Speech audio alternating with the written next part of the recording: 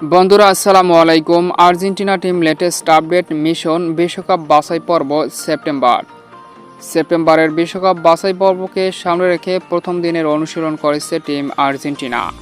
বিস্তারিত জানুন পুরো ভিডিওতে। 26 বিশ্বকাপের যোগ্যতা অর্জনের ম্যাচে সেপ্টেম্বরে এই বিশ্বকাপ বাছাই পর্বে দুটি ম্যাচ খেলবে আর্জেন্টিনা।